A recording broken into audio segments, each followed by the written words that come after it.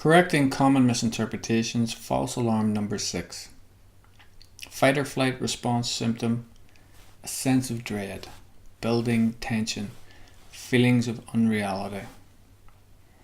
And the false alarm is you misinterpret this to think that you're going to lose all control. The actual reality is panic cannot make you lose control. What's happening is fight or flight response symptoms are preparing you for action. It's a very natural evolutionary response. So your mind becomes very alert and agitated. But then you think, why is this happening? I'm in no danger. It must be something else. Maybe I'm going insane. I'm going to lose control altogether. But actually, if you look at it, think how wonderfully your mind focuses on the symptoms. You're sitting, you're going, what's this? What's happening? I can feel that symptom. My mind is racing. I'm thinking of something's going to happen to me. You're actually very focused. You're extremely focused. But it's just that you've no external danger to focus on. So that's confusing you and you're thinking there must be something seriously wrong with your mind. If you were in some danger, you would be very grateful for that very alert mind.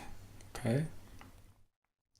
And the reason that you fear you might lose control is you feel like everything's going to spill over. It's going to build and build and build until you just suddenly start screaming and waving your arms around.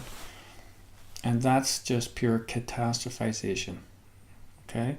Panic, you may at worst appear very anxious or flustered. That can happen. And you may even have to leave a situation. But you never actually lose control. Has it happened yet? If this has happened many, many times before, have you ever lost control completely? It feels like you have, but you probably never actually have lost any control whatsoever. Correcting common misinterpretations, false alarm number 7. Fight or flight response symptom, blurred vision, strained eyes, distortion in your vision. And the misinterpretation is something wrong with my eyes, something seriously wrong. Maybe I'm going blind.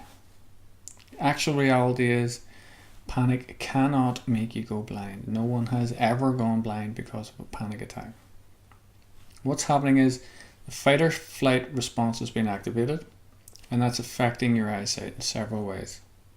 Remember from workbook 1, we discussed how your peripheral vision is diminished so that your sight is centrally focused on any danger. And the pupils of your eyes widen to let in more light. Now if you're in danger, you'd be very grateful for this. You'd probably understand why it's happening and you wouldn't worry about your eyes. But because these fight or flight sensations get triggered out of the blue when there's no clear danger, we don't have anything to focus on, so we think it must be something to do with our eyes. Okay? And that's how we make the mistake. That's why we misinterpret and then catastrophize. So remember, it's just a fight or flight sensation. You're not going blind. Correcting common misinterpretations, false alarm number 8. This is the fear that if you have a panic attack, you're going to feel completely humiliated in front of other people. And the actual reality is that with panic, you feel much worse in your own head and other people may not even notice. So when people fear humiliation, they feel they'll behave in such an extreme way that others around them will think so badly of them that they'll never be able to live with the shame and embarrassment.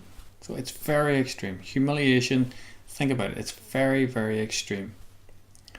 Now if you saw an anxious person, even if they were extremely anxious and frightened and fearful, and they had to leave a situation and they told you that they were very anxious and they thought something seriously was wrong with them, would you think that badly of them that they should feel humiliated, totally ashamed of themselves? No, you wouldn't.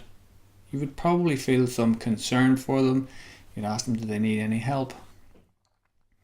So the worst that will happen is that people may feel concern for you or maybe say that you're very anxious, and that is hardly a crime. So let's take it to the extreme. Even if you did throw your arms in the air and ran around shouting that the world's filled with monsters in a few weeks' time, you'd be laughing about this. You'd be worrying about something else. These things pass. The idea that you're going to be completely humiliated for all time, it's just not true. It's catastrophization. And the reality is too that people with panic are very adept at hiding the fact that they're in severe panic and that they feel the world's just about to cave in on them. Think about how you actually are when you have a panic attack. You're very good at hiding it. You feel very anxious inside, but probably most people around you don't know the level of anxiety that you're experiencing. They can't see that. They just see the surface level, maybe you look a bit anxious, but that's it. And if they do notice that, so what? It doesn't really matter. They're not going to think about it all day long. They'll forget about it. It will pass. Correcting common misinterpretations, false alarm number 9.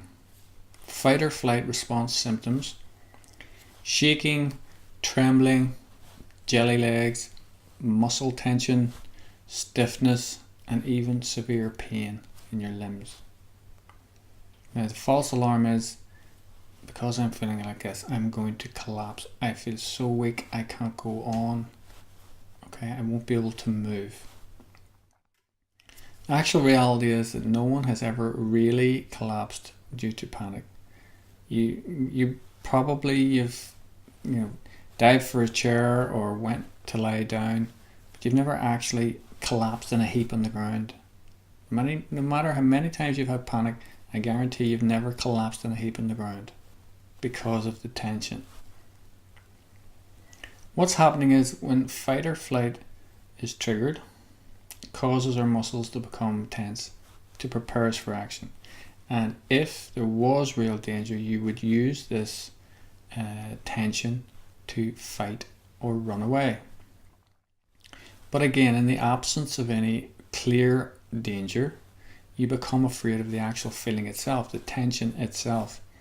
And it becomes more and more tense, and then it starts to weaken you to the point of you feel you're going to collapse.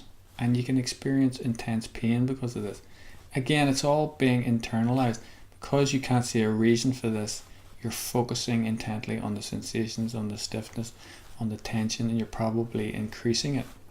And that's what leads to you feeling so overwhelmed by the feeling.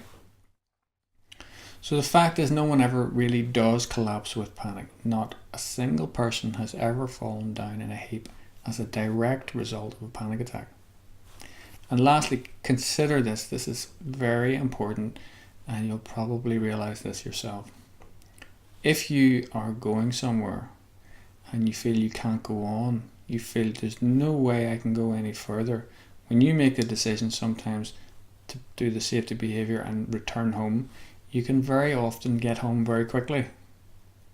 So you feel you couldn't have gone on another step, but when you turn around and go home, you can get there quite quickly. So it is to do with fear, with fight or flight.